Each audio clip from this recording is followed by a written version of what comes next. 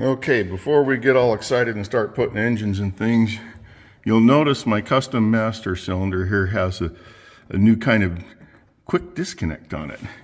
And rather than fix a single pot master cylinder with another single pot master cylinder that if you lose one brake, you lose them all, has happened, I decided to go another way.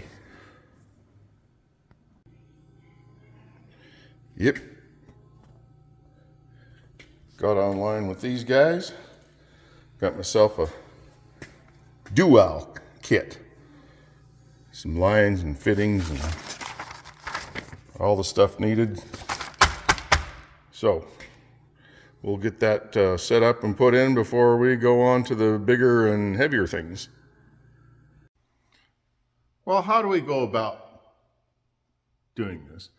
It ain't bad. You know, all you got to do is undo 2 bolts, one on each side of the master cylinder, yank it out of there, undo your brake lines from it, which are frozen and stuck, and you can barely get them off. But then you put the new master cylinder in, and since we're going from a single bowl to a dual bowl, what you do is take some, this kit thing I bought came with these steel brake lines turned in a circle, you know, in the little box. Straighten those out. You got to run them from the master cylinder down to the distribution block. And the distribution block had one line from the single bowl master cylinder going into it, spreads out to the other wheels. So as it has right here in the instructions, these, all you got to do is undo those things off the distribution block. Where's the distribution block on this? Well, Ford, bless their hearts, put it behind clear down the frame, behind the steering box. Yeah, right where it's so easy to access and service. So we get down to that and start yanking and pulling on things that were screwed in there way before men landed on the moon. And so they're going to come out just almost finger tight. It's just come right out of there. And so we started on that part. Yeah, that's right.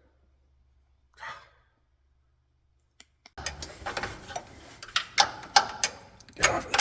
Thank you. Oh, my neck.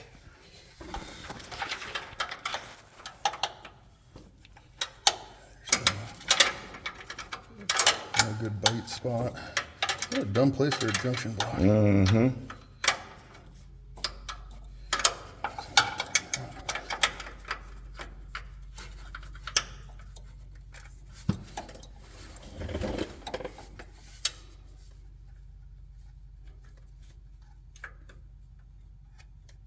Nope, it ain't gonna grab it.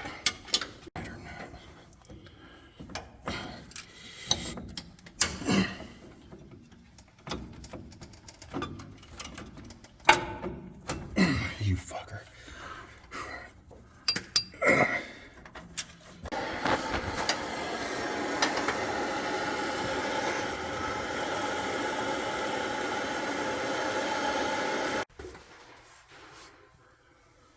Doing the bendy movie shapey game, algebra, calculus, and maths. There we go. Ready to do a bleed the cylinder. After we get a couple of clamps and thingies and connectors to clean up those lines and keep them sturdy. Yeah, it'll take a second. So now we're set up to bench bleed this master cylinder.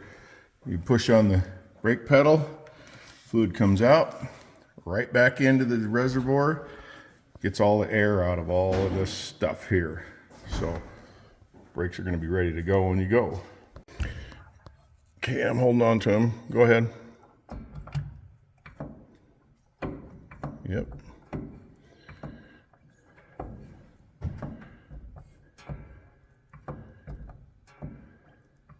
It's moving stuff. I Yep. And that's how you do it. Now here's how you bleed the brakes. You get your son, climb under there and crack them bleeders open. Throw some floor dry down there. Make sure that's still got fluid on it. Drink beer. That's how you bleed brakes. Alrighty. Now you can see what we've done is we have installed the dual master cylinder. Dual meaning dual chamber. Can you see it? Am I doing this right? Yeah, there it is. Dual chamber. The back brakes, the front brakes. Two lines running, got a proportioning valve, so to speak, and goes on to the wheels. So, why do you do this? The original master cylinder here, which is pretty universal up until through 1966. In 1967, all American cars started coming with a dual master cylinder, because on the single ones, like this, you got one bowl of brake fluid. You guys know this, a lot of you. And so if you have a brake line that goes bad, a wheel cylinder that's leaking, whatever, all of a sudden the brake fluid runs out, you push the stop pedal on the floor, nothing. You're going forward until you hit something. So that's why they changed it, for safety reasons.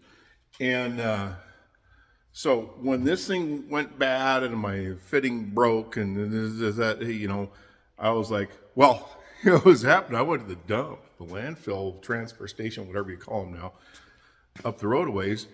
And I'm coming out of there going, woo, yeah, I'm just heading home, and push the brake pedal down. Nothing. Luckily, I'm out in the country, and that was out in the country. I slowed down, and so I was, okay, I'm going to walk this baby home, and we're real easy, and because I got a stick shift, you know, I just gear it down, and I can stop the thing. So I did that, and decided, well, as I work into this motor, I am going to fix this. I'm going to make this better, actually functional. So we did that. Now, what do you do with your single pot?